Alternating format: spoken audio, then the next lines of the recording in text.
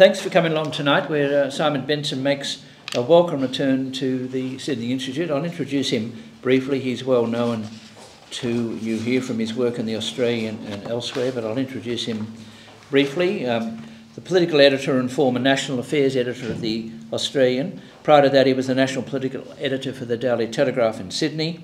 He's reported on state and federal politics for 18 years, and he is the author of the 2010 best-selling political book, Betrayal, the Underbelly of Australian Labor, which was a very important book when it was published and remains so.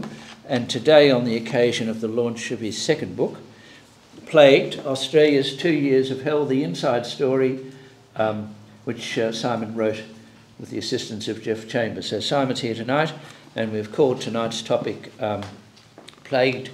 No, we called tonight's topic The Story of COVID-19 and the Morrison Government. But the book goes beyond that. So welcome, Simon. Thank you, Gerard and Anne, for having me. I tend to drone on a bit. As John probably knows, John Green here, my publisher, who's with us tonight, so I've restricted myself to a written presentation to keep within your time limits. Yeah, it was 12 years ago when I was last invited by Gerard and the Sydney Institute to talk about our first book, Betrayal, which was John's first gamble on non-fiction, I believe. That was a story of the Labor Party about the betrayal of New South Wales Premier Morrison at the hands of Kevin Rudd over electricity privatisation. And we all know how that story ended. But it's a privilege to be asked back again to talk about our second venture. People who haven't read it, friends of mine, have asked, what's the book about? And I say, well, it's a blend of genres, if you like. I think it's part political thriller, part dystopian horror story. And I think that really does sum up the period between February 2020 and now, because obviously it's still ongoing. It charts the actions of a government faced with a global contagion and a diabolical political challenge which ultimately led to its demise. The Morrison government might believe that it saved the country, or at least the country's economy and the lives of many Australians, but it couldn't save itself. The genesis of the book was spawned from the foundational moments of the crisis. My good friend Brian Loughnane, who I'm sure is known to many of you, first put the idea in my head excuse me, in February 2020 over dinner at the Ottoman restaurant in Canberra, a Canberra institution that is now closed, partly due to COVID. I remember him saying words to me to the effect, this coronavirus thing is going to be big. Someone has to write a book about it. I hope people are keeping diaries. And it turns out some of them were. They were only too happy to share them.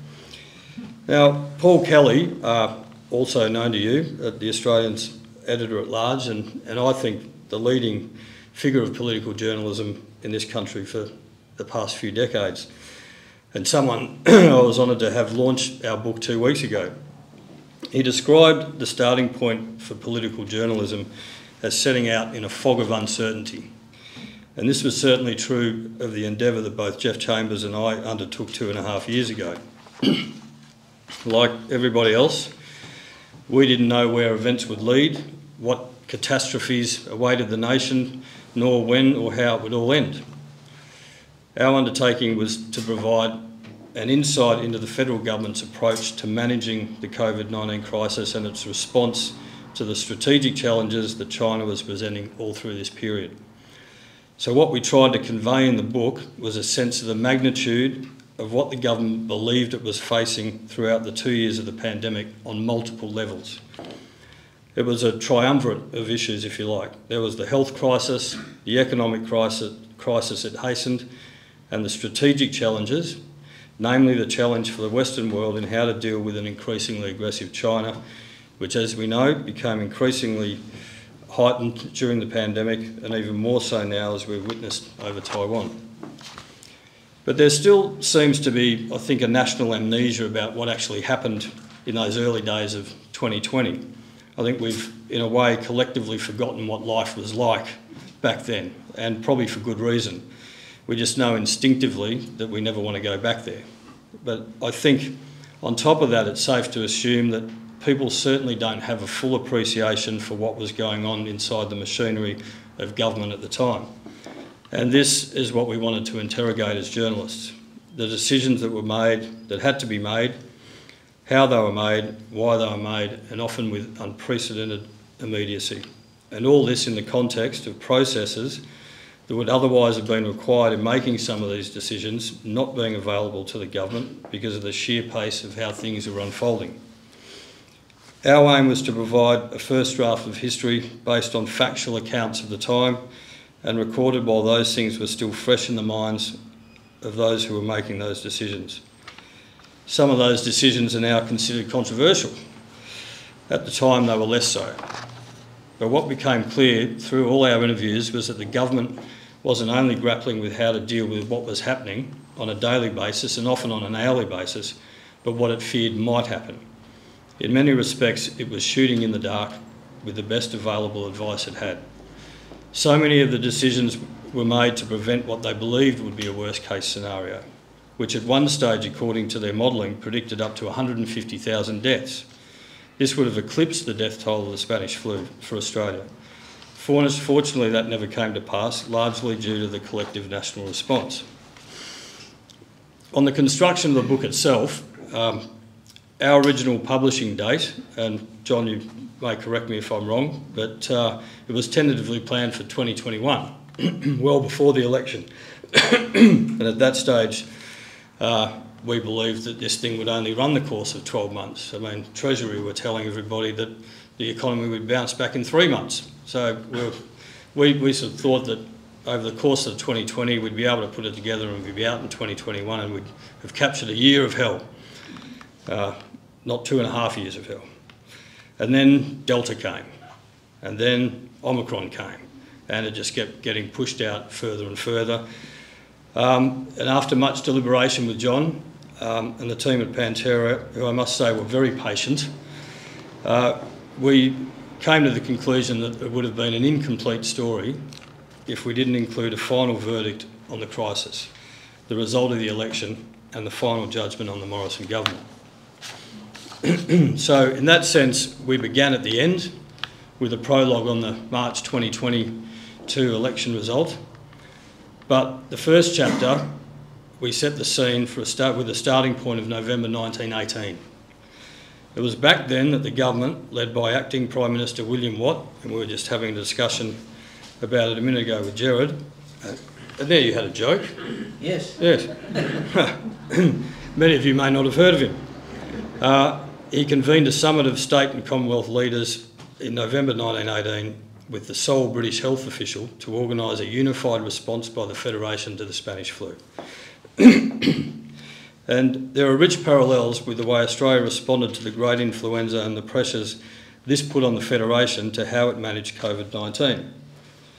It's almost unbelievable to think back now and recall only 24 months ago the criminalisation of activities we had previously taken for granted, such as my trip today, driving from Canberra to Sydney without the military or police stationed at the border.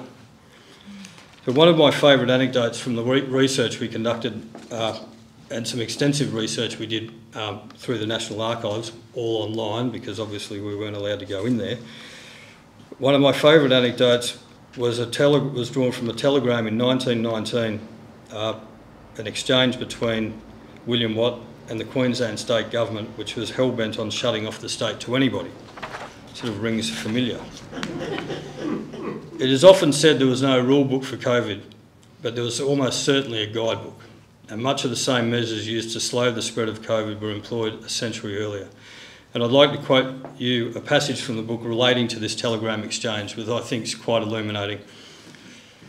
With Queensland's Premier TJ Ryan also away in London, as Billy Hughes was at the time, hence why William Watt was acting, and TJ Ryan was only to be later struck down with influenza himself, Watt sent a blunt telegram on the 30th of January to the acting Labor Premier, Teddy Theodore, demanding a reply as to why the state had not yet signed up to the November Agreement of 1918 to harmonise quarantine and border control measures among the Federation. What rights? Re-quarantine agreement arrived at by Conference of Commonwealth and State Authorities November 27th have not yet received formal acceptance by your government. As emergency may arise any day, please give your attention, otherwise proclamation and operation of agreement will be difficult if not impossible. Watt and the Queensland Government didn't have to wait long for that emergency to arise. It came when several troop ships sailed into Queensland waters. 2 days later, John Hunter, a minister without portfolio in the Ryan government, who also appeared to be acting on Ryan's behalf, who by that stage was unwell, sent an urgent telegram back to Watt threatening to stop the troop vessels in Brisbane's port. Hunter writes, "There seems to be grounds for supposing that 1,300 soldiers are about to be returned to Queensland. Extremely difficult to prevent them breaking quarantine if landed and detained. I strongly recommend quarantining them in ship that brings them into Brisbane waters." On the 3rd of February, Watt shot back a response demanding that Queensland stick to its agreement and allow the soldiers off the boat at a recently constructed quarantine station on the mouth of the Brisbane River. Watt writes, "Quarantining soldiers at Lytton is necessary if effect is to be given to agreements between the states and the Commonwealth. Similar numbers of soldiers have been quarantined frequently on other quarantine stations in Australia during the past 3 months without incident. See no reason for trouble at Lytton." Watt refrained, however, from sending the full contents of advice he received from the Naval Secretary, George Lionel McCandy. McCandy was outraged. He asked Watt to send Hunter a far more colourful telegram. McCandy writes to Watt, "Referring to your telegram 2nd of February regarding disembarkation of troops and handling of troops destined for Queensland. Unless the government is prepared to resort to the most extreme measures, which may and probably will result in firearms being used and men shot, it is thought that the men will not submit to being retained on board ship in more than one state in quarantine." Hunter eventually relented and let them off the boat, only to find 3 days later half a dozen of them did run amok through the streets of Brisbane and were arrested.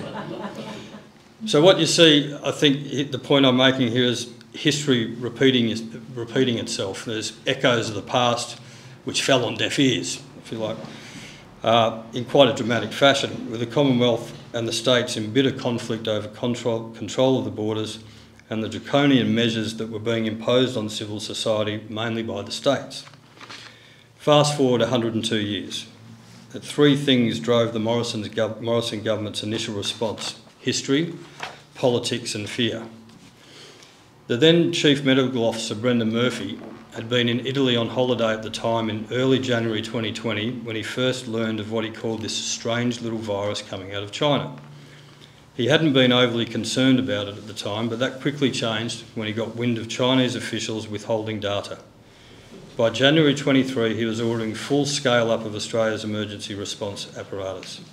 And I think it's fair to say, and it comes out in the book, that Murphy was singularly pivotal in getting the government to kick into gear very quickly and early. It was on his recommendation on February the 1st that Australia closed the border to the whole of mainland China. Health Minister Greg Hunt didn't need much convincing, and Morrison trusted him, so in turn Morrison didn't need too much prompting either. But there was a deeper political imperative underlying all this, which is revealed in a conversation Hunt had with Morrison in January 2020. At the time, we remember, Morrison was in all sorts of bother over his perceived handling of the bushfire crisis. In retrospect, this should have been a harbinger for what was to eventually play out during the pandemic, that the federal government was getting blamed for what was essentially state responsibility. Nevertheless, and it's some way ironic, that the fear of being caught behind again on a crisis drove the Morrison government to act early and throw everything it could at the pandemic. To that end, I'll just quote another short extract from the book, and this relates to a conversation that Hunt had with Morrison on January 20, when it was not even on the public's radar. Hunt says to Morrison, "The medical advice we're getting on this is really quite serious. Every fibre of my being says we're going to have to follow that advice. The word pandemic was firmly lodged in Hunt's mind long before COVID entered the lexicon. For one thing, his wife Paula Lindsay, who once worked as an infection control nurse in operating theatres, kept on a bedside table at home a copy of The Coming Plague, a 1994 book by award-winning health journalist Laurie Garrett. When Hunt was made Health Minister in January 2017, Paula quipped, "You better make sure we're prepared." Her message was powerfully reinforced when Australia's pandemic planning was one of the first items covered in Hunt's 3 days of incoming departmental briefs. A stark reminder of what epidemiologists believed was an inescapable reality. "One day this will happen," an official told Hunt 3 years before it did. "We don't know how big or small, but it will happen." Events moved pretty quickly during that period, those final few days of January, the last week at least. By Wednesday 22nd of January, alarm bells were ringing in the Prime Minister's office, which was still dealing with the media storm over the bushfires. Murphy had already listed a human coronavirus with pandemic potential, as it was still then without a name, to the biosecurity determination list.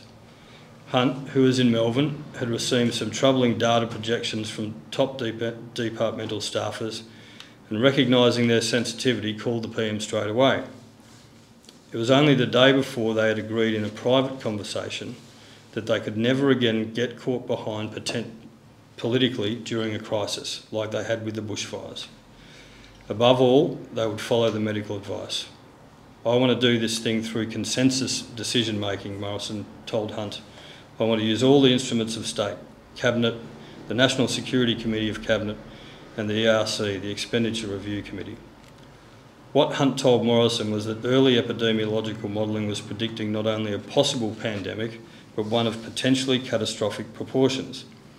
Hunt said to Morrison, "We do not know how big this thing will be." Now, all of this was happening behind the scenes before it really became any issue of public concern. I don't think by that stage it hadn't even been articulated in a press conference by the Prime Minister. So I think the book, especially in the early chapters, gives a sense of just how rapidly things were moving before it did become an issue of public concern. And of course, only a week later, Australia closed the border to China, and we all know what happened from there. But in terms of history, the issues that had almost fractured the Federation in 1919 during the Spanish flu were equally relevant to the contemporary setting, and we deal with this in the second chapter of the book. Hunt reveals that on March the 13th, the day of what became the final COAG meeting in Sydney, he'd taken a call from Julian Raitt, who was the head of the Australian Medical Association, who had also happened to have once written a thesis on the near collapse of the Federation during the last pandemic. Raitt told Hunt that there was a stark lesson to be drawn from this, and that if the same mistakes were repeated, then it could be a far greater catastrophe. The underlying message was that politicians shouldn't pretend to be health experts. Hunt rang Morrison, told him of the conversation, only several hours before Morrison sprung the idea of a national cabinet on all the premiers and chief ministers. And it needs to be remembered that in this meeting, Morrison's idea was met with much enthusiasm by the provincial leaders. They wanted this thing. They probably wanted it more than him. It's worth noting too that despite his criticism at the time, Anthony Albanese has elected to maintain this structure. The point I'm making here is that it was this structure that put the health experts and the medical experts at the apex of government policy making, and it underwrote the government's philosophy on how things would be managed. It was also the source of much public antagonism the longer the restrictions were put in place. It was the National Cabinet that many of Morrison's colleagues believed became a political albatross around the neck of the Commonwealth, elevating the premiers to a national status that they had not before enjoyed. And with 3 firebrand Labor premiers, politics was eventually going to come into it. A similar approach was taken by the government with the economic crisis that the health crisis hastened. Treasury boss Stephen Kennedy emerged as the economic equivalent of Murphy as a CMO, shaping the stimulus measures that would be needed to protect the economy and inevitably lead to an intergenerational debt burden. As an economist, Kennedy was a trained nurse, but he'd also written a thesis on the economics of pandemics. I should point out at this stage the context of the book and the style of the book is that we didn't seek to make any judgments about whether these decisions were right or wrong. We simply sought to examine and bring to light how these decisions were made, why these decisions were being made, and the level of anxiety that existed even within the corridors of power. The public is well capable of making its own judgments about these decisions, and ultimately did. So in putting the book together, we attempted to capture the freshness of what those in power were thinking at the time, with all that they were faced with, as opposed to an account based purely on critical reflection and the revisionism that can sometimes come with people's recalled accounts of things.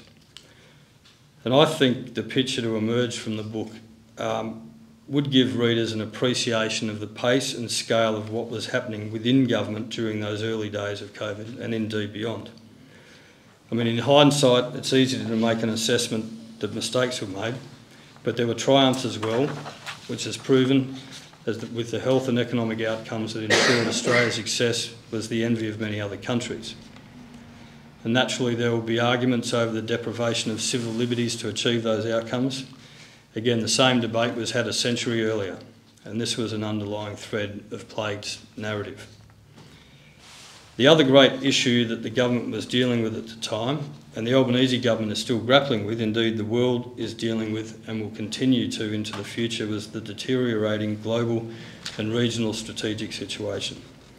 And as I mentioned earlier, from the outset we identified three distinct themes the last 2 years: the health crisis, the economic crisis and China. Morrison admits in the book that while he was obviously deeply worried about the pandemic, the thing that kept him awake at night was China. Closing the borders was a decision without precedent, and Morrison was aware of the ramifications. Pushing back against the WHO and the calls for an inquiry into the origins of the virus also had serious ramifications, and as we know, prompted an aggressive round of trade sanctions. But it would be wrong to believe that this was the cause. As the book reveals, from the outset of the pandemic, and long before that happened, Morrison was being advised that China may use the pandemic as cover for ratcheting up some of its more coercive activities. And the tension had been building for a long time prior to that, particularly over decisions such as the banning of Huawei from the 5G network. In the book, we also reveal how European leaders, in their conversations with Morrison, had all been happy for Australia to front-run the inquiry while they dealt with their own problems. China's reaction to Australia served to only enliven Europe to the new reality of a China seeking to more aggressively assert its power. Morrison's view, which comes through clearly in the book, was that someone had to call out the behaviour more broadly, whether it was cyber activity, foreign interference, economic coercion, or China's military activities in the South China Sea. And of course its obfuscation over the source of the virus, which was the cause of the greatest global schism in more than 100 years and cost millions of lives. His view was simply, if Australia didn't, then who? And considering that Australia was the primary victim of some of the activities, particularly on the economic front, then he felt Australia had a sovereign responsibility to call it out. In the latter chapters of the book, we reveal what went on inside a G7 meeting in 2021. Morrison had printed out copies of the list of 14 grievances that China had issued against Australia and handed them out to all the world leaders sitting at the table, including US President Joe Biden. After handing it out, he asked them all, which one of these would you accept? Apparently they all stood there in stunned silence, or sat there in stunned silence. What we contend in the book, that this was a demonstrative appeal from Morrison to Europe to start taking China's behaviour seriously, as it would inevitably become a strategic issue for them as well. Although, as we reveal in the book, he had been using his discussions with European leaders throughout the first year of COVID to keep pressing this issue. It was at that meeting, the G7 meeting, that the AUKUS deal was formally struck between Morrison, Biden and UK Prime Minister Boris Johnson.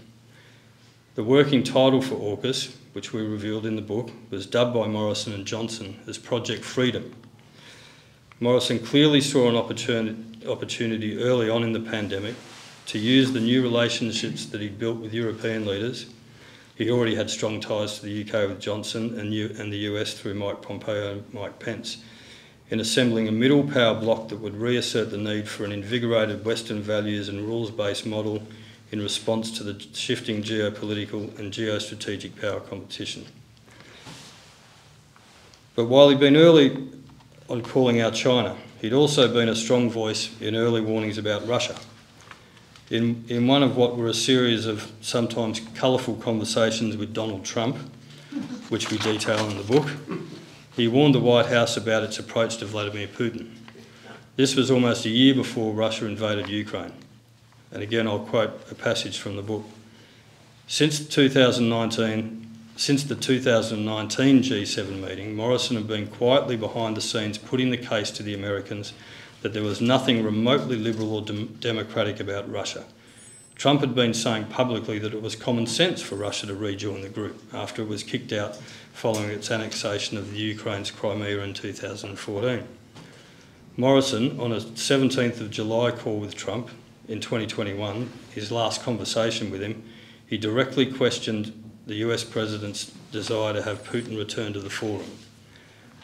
"I think you're a bit more optimistic than we are," Morrison told Trump during that last official conversation. His strong reservations about Putin being admitted back into a forum founded on the principles of international rules-based order, which Australia had for 2 years running been invited to attend, were later vindicated in February 2022 when Russia invaded Ukraine. That was when Morrison coined the phrase the arc of autocracy to describe this new paradigm. Throughout the book, for those who get to read it, I think you'll get a sense that Morrison appeared to be a leader in a hurry, and he was an obsessive micromanager. And this approach had consequences, some demonstrably positive throughout the pandemic, but at other times politically problematic. And the difficulty in writing a book in the way we did was that we were constantly chasing the final chapter. As things changed and new crises emerged, both internationally and domestically, so did the narrative. Obvious examples were the Ukraine and the Lismore floods. Like the pandemic, these were events that were unforeseen, but then again, they were ones that weren't entirely unpredictable. As journalists, we had a front row seat to history. The plague was an attempt to allow Australians to look behind the curtains as to how the government really operates in a time of crisis. We held firm to the view that we wanted to produce an account of the crisis and the federal government's management of it that captured what was happening as it was happening and why the decisions were made at the time. I think in many respects it's both reassuring and unnerving at the same time. A final observation I'd make is that in an age of instant and immediate journalism, the opportunity to observe and gain insights that may otherwise not be available in daily news reporting or the minute-by-minute blogs, I hope shows the enduring value of journalism in a book. And on that, I hope you all get to read it. Thank you.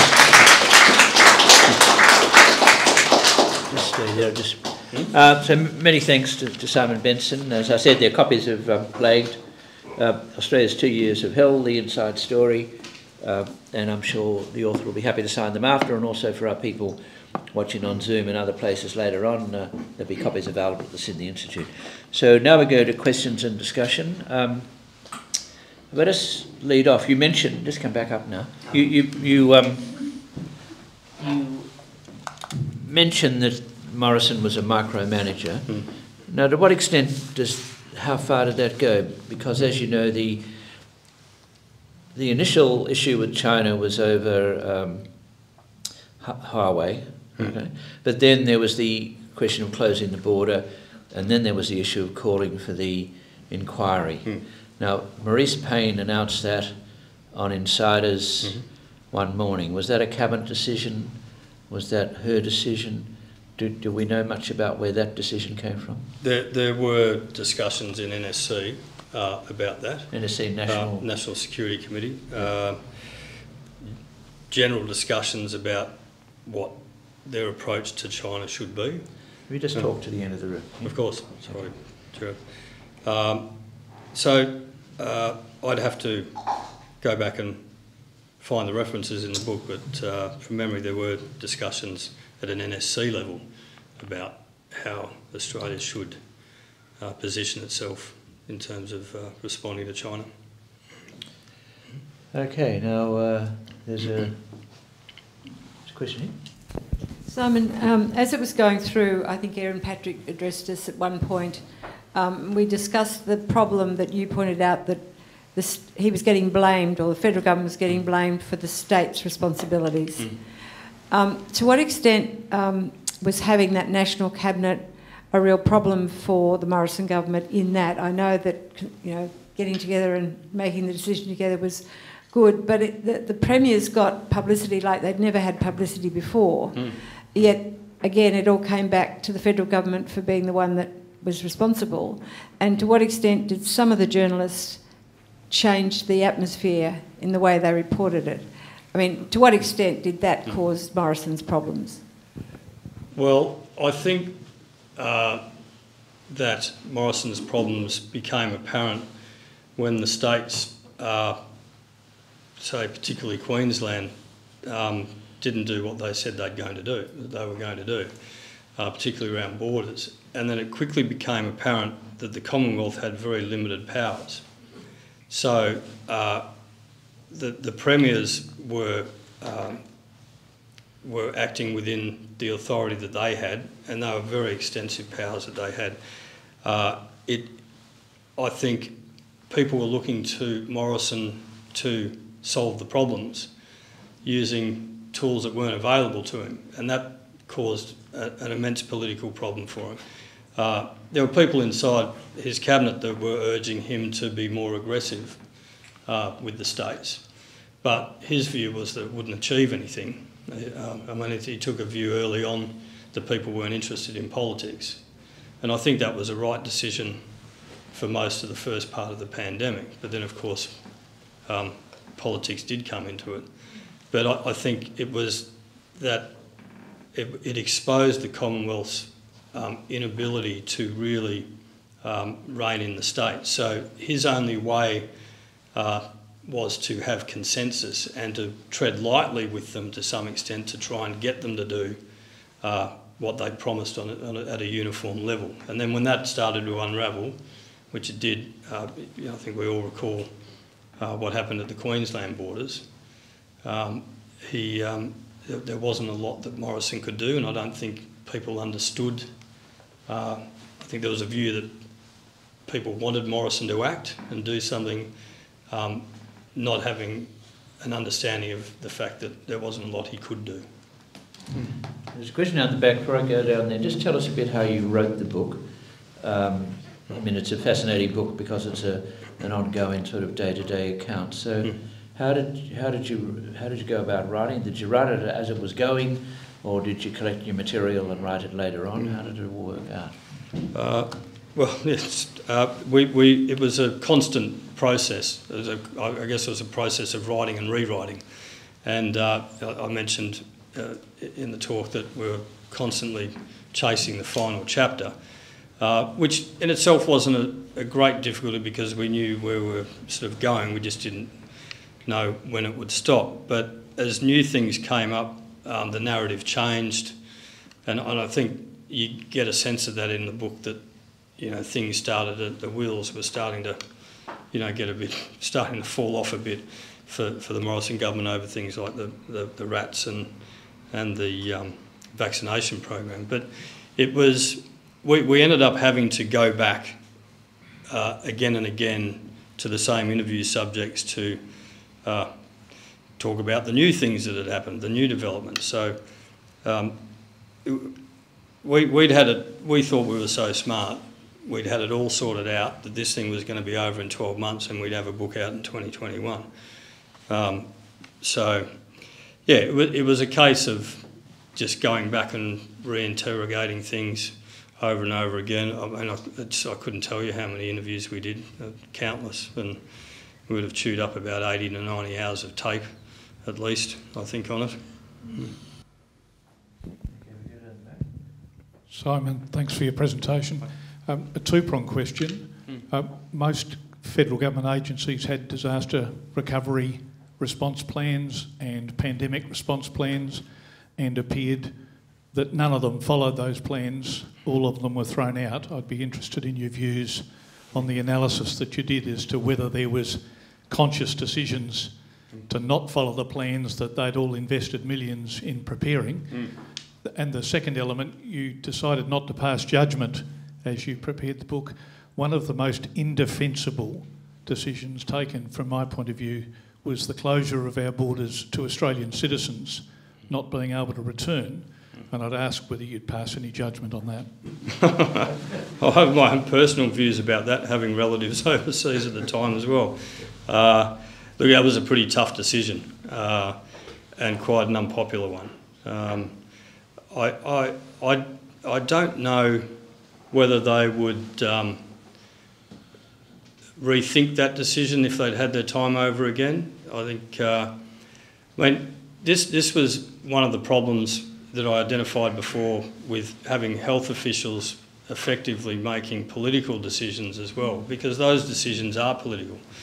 You know, the health officials can give you the best advice about what they think you should do to limit the spread of a pandemic, but it's up to the government to make a decision about whether that's going to cause a riot. So I think that they did defer too much on occasion. They hid behind the medical advice on occasion, and I think they made some political mistakes. But yeah, I have my own personal views about the border closures, but I won't share those with you. But to your first question, though, yeah, best laid plans, right? Well, they to an extent they did stick to some of those plans, and the plans weren't. The plans never went to the problems of federation, which was the borders and all the problems that came out of that. The plans were about stockpile, about PPE, about infection control measures, and they pretty much did stick to a lot of those plans, getting ventilators in and doing all those things. The problem with the pandemic plan is that it's quite a rigid thing. It did not take account of what would happen if the states suddenly decided not to do what they said they were going to do. Question here. Thanks, Simon. I read the book just after it was released. Some of the premiers were obviously very recalcitrant, and I think some of the police forces were absolutely appalling in their behaviour, particularly Victoria, when they arrested a pregnant woman who's going to have an MRI, etc. But one thing I think Morrison made a major blunder was not supporting Clive Palmer's action in the High Court to sort out who had control over the borders. I think that was really should have showed a bit more gumption, I believe. Well, initially he did support it, until he didn't. Until I think Mark McGowan made it impossible for him to continue supporting it. But, you know, I don't, as I said, I wouldn't make a judgment on that. A lot of people would agree with you, I'd say.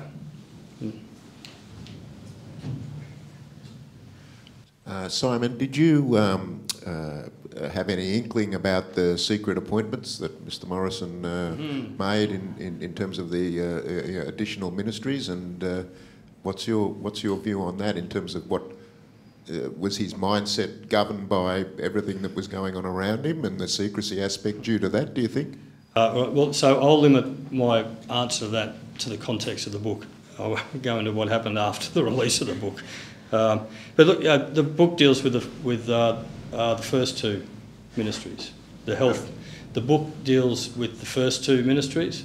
That we reveal the health ministry and the finance ministry, and I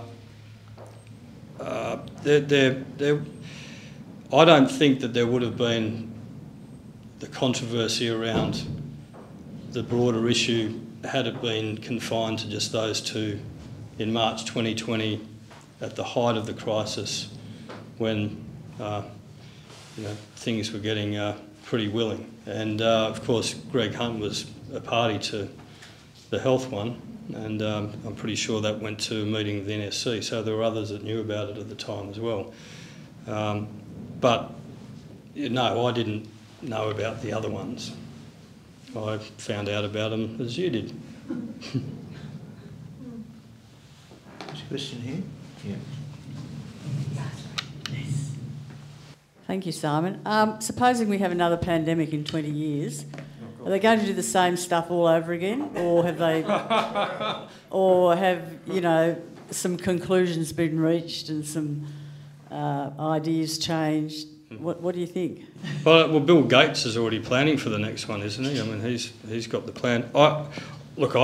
That's a really good question, and I certainly hope that just as there were lessons out of the Spanish flu, some of which we sort of heeded, some we didn't. I hope there are a lot of lessons out of this one that we get the next one. I mean, you know, they're a very hard thing to manage, aren't they? Just on the politics of it all, I mean, you mentioned the Spanish flu. I think probably 15,000 died in a population of 5 million, so it was probably 75,000. But Billy Hughes won the election in late 1919, so there were all the problems you mentioned early on in your speech, but it didn't have any political consequences. Hughes did well, the Conservatives did well, Labor didn't make any ground. So what's the difference there? Is it the way it was handled? Do we know enough about what Hughes did to not have a reaction to what he did in the political sense, or is it all speculation? Well, as you know, Hughes was absent for the entire period of the Spanish flu. He was in London. Look, you raise a really good point, and there was this term that was being thrown around in late 2020, COVID incumbency, and no one in government at the time believed that Labor were even a shoo-in for the next election. I mean, they thought at the end of 2020 that it was all over for the next election, that they'd managed the pandemic well, and this notion of COVID incumbency, that there'd been elections elsewhere. That began to unravel the longer it went on. Obviously, there was the vaccine delay. There was, look, I think that view was a correct one to have at the time politically, but the longer it went on, you got electoral fatigue, and I think by the time the election came, people just wanted to draw a line under it and forget about the last 2.5 years, and the best way to do that, or the best expression of that, was to kick the government out. There's a question down there. Just wait.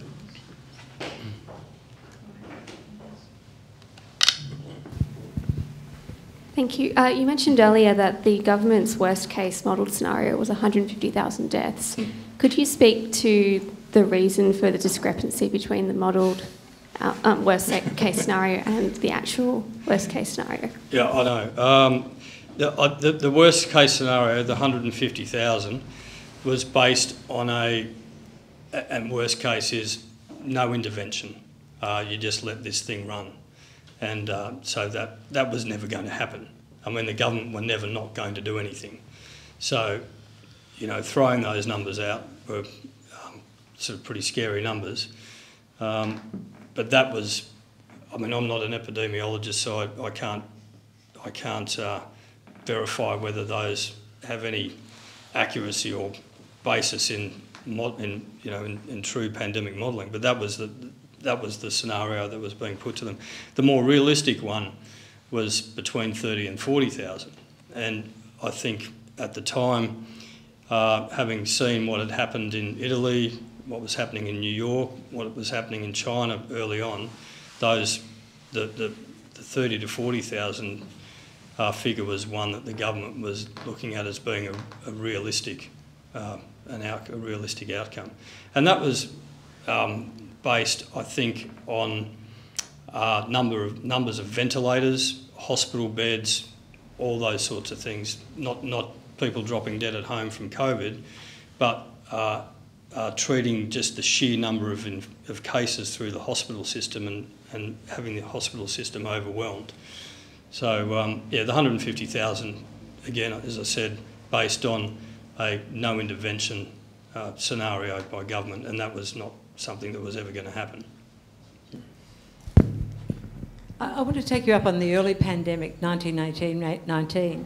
I find it fascinating, until we had this pandemic, we never thought about it.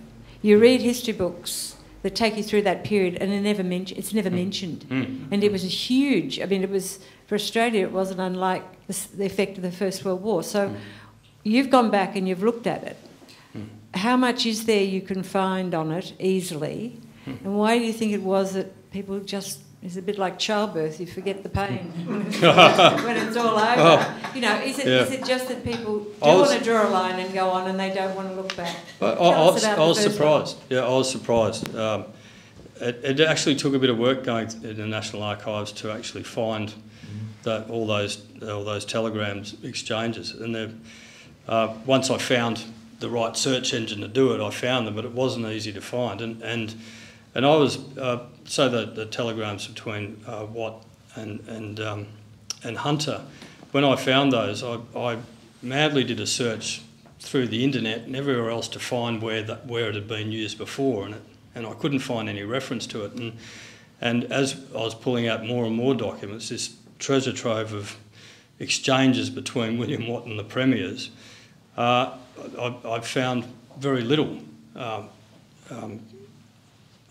was quite surprised. So, I mean, I don't know why that is. I think, you know, at a guess, there was a bigger event at the time, being the First World War, and that's what people were writing about in terms of history. There wasn't a lot written about the Spanish flu. Not sure about the concept of a national cabinet. I think there was a view in Australia that we had a national cabinet once, and we never did, as you know. Because Labor opposed it in opposition, and then they opposed it in government in the period between 39 and 45. But Britain, of course, had one, and there's a view that we had a national cabinet, but of course it wasn't a cabinet because there was no cabinet secrecy, there was no cabinet unanimity. Might have been better if they'd called it something else. Well, it used to be called the Premier's Conference, I guess, but the government, as you know, very quickly on that day when it was announced, I think in the middle of March, the government made it very clear that they wanted to, the federal government wanted to call the National Cabinet. But on reflection, was that a mistake? Well, I think there are a lot of people in the Liberal Party that think it was a mistake, but I wonder what the alternative would have been. I think the attraction for that model, especially for the Premiers and for Morrison, was that the existing process, being COAG, and it wasn't ironic necessarily that they formed the National Cabinet at a COAG meeting, killing off COAG. The attraction was that it was a top-down process rather than a bottom-up process. So it was a forum where you actually had the leaders being able to make decisions without armies of bureaucrats around them, having departmental briefs having to be worked up before every meeting. This was a pure forum where all the leaders could get in there and nut it all out. They'd bring in the health experts to give their advice, they'd bring in the economic experts to give their advice, and I think that I do believe that a lot of the premiers were very, very worried at the time, and they thought, well, you know, the National Cabinet could give them some cover as well. But in its infancy, it seemed to work well. But of course, the longer it went on, the more the premiers used that platform for their own political purposes. There's a question here up the back. Thank you very much. Let me ask you a question, and looking forward to read your books. Do you think it's the pandemic? It's a very good example. Actually, prove like the democracy win over the autocracy. Because today the the COVID is over almost in all under democracy country, but the like country like China, they're still kind of locked down. But I look at the very much reason why, because democracy, under democracy, you know, the government, they come up with some sort of policy initially, but they allow people, the people not happy with it, and the people will have the rights to protest and demonstrate. I mean, I almost live in Australia for 40 years, so it's the first time I saw, during the pandemic, you know, there's about 25, 30,000 people march on the street. But that's not possible in a country like China, will be arrested. So, and, sorry, yeah. So in the end, initially it may be very chaotic, but in the end, you come up, the policy will be more moderate. Government will have to change their policy. So that's how we ended, the policy we have is a lot more moderate, because we encourage people to have vaccine, but also let people decide what they should also wear, whether we should wear a mask or not. So do you think that's a very important reason we should wear? So because the pandemic can happen again, and we have to remember that is the very much reason democracy have win over the autocracy. Look, I'd answer that with a sort of pose a question back to you. That I think a lot of people might consider that countries like Australia, democracies, actually behaved like autocracies at the time. I mean, I think a lot of democratic sort of notions of democracy were set aside, closing borders, locking people in homes. I think governments around the world acted in very similar fashions. Now, in terms of protest, that is another issue altogether. I think that, but essentially, perhaps why democracies worked, where they started to behave like autocracies. Question here. Thanks, Simon. Kind of linked to that prior question. Much of the regulatory infrastructure for the government, Commonwealth and state responses came around 2014, 2015, following, I can't recall if it was swine flu or SARS or whatever, and the Biosecurity Act, which gave Greg Hunt godlike powers. I can't recall which journalist or who, maybe that was referenced in your book. Godlike powers was one of the many gifts that keeps on giving from Barnaby Joyce, the Biosecurity Act. Do you feel there's any momentum at the states or the Commonwealth to rein back some of these godlike powers given to health bureaucrats and governments to do things like lockdowns, mask mandates, etc., and vaccine mandates for that matter? Yeah, well, it was the book, and Hunt used the term the divine right of kings. He described them as, essentially plenary powers, which effectively put him in control of the country. And I think I wouldn't be surprised if the Albanese government looks at the Biosecurity Act. I mean, in the book, from recollection, I think Hunt expresses his surprise that the laws were passed in the first place without much protest at all. Perhaps the opposition at the time didn't really look into the fine detail of it. But one of the other aspects of that, the Biosecurity Act, though, while it does give the Health Minister extraordinary powers, which aren't able to be delegated to Cabinet, one of the issues with it is, and it goes back to the whole issue of, between states and Commonwealth and division of powers, is under the Biosecurity Act, the only thing that the Commonwealth can't do is direct a state official to do something. So, they can, I think someone in one of the departments in Canberra called it chaos at the curb, where you have this scenario where the federal government might decide, right, we're letting people back in to the country, and they land at the airport. The state government then can stop them getting out of the airport. So while it does have these extraordinary powers, it also has some pretty serious limitations, and that's where Morrison found out he had problems, because even though it appeared that Greg Hunt was in control of the country, he was in control of the outside of the country and other aspects of it, but the state health officials were really ruling the roost. Now we're running out of time. There's a question here, Anne. Is there a question there? Yeah. This one? That one? Okay. Okay, yep.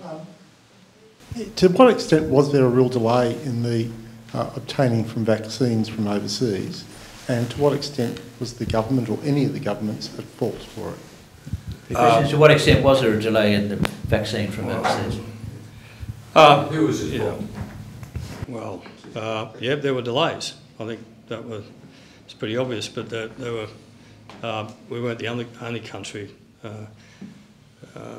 But I'm not sure I understand your question. Like, I think it's sort of self-evident that there were delays over time, but are you asking, was it the government's fault? Or? Well, firstly, if you read in the media, there's questions of delay, but you never can quite tell. A closer look may reveal something else to be the situation. And then the next question becomes, was the federal government at fault or the state governments? Because I do recall the Queensland Health Minister talking down the application of one of the vaccines, which caused a panic. Now, you looked at that in your book, and what are your conclusions? Well, yeah, we do detail all the events that led up to all the vaccine rollouts. I mean, obviously, putting all your eggs in the AstraZeneca basket was problematic for the federal government, but it wasn't helped, as you say, by statements from particular state ministers about not taking AstraZeneca. So I think, again, the Commonwealth got blamed for everything, but there were a lot of players involved. It wasn't that simple, as in there were delays, therefore disaster. There were a lot of issues going on. There was the use of state-run clinics, GPs.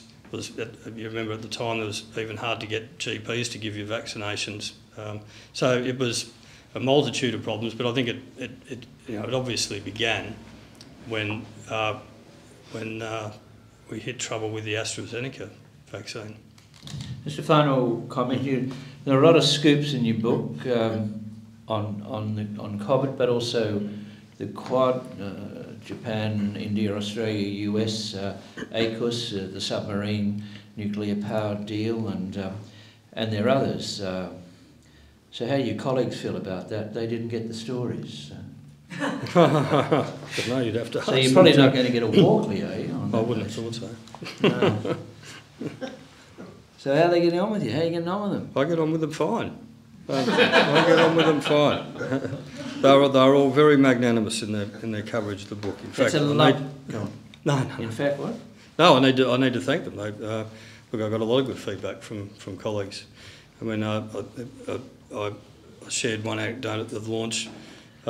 Andrew Probyn from the ABC, I'm sure he won't mind me sharing this again, but he sent me a text after he read the book and he goes, I've been dipping in and out of the book, but it's given me post-traumatic stress disorder. I mean, all the journalists, everyone, we lived through that. We worked round the clock for pretty much 2 years without a break. So, yeah, for a lot of people it's a reminder of a time when that they probably rather forget. Thank you, Simon. Sure. That was an absolutely lovely way to end. No jealousy in the Canberra press gallery, and everyone gets on with everyone else. It's a terrific way to end. So look, many thanks for tonight.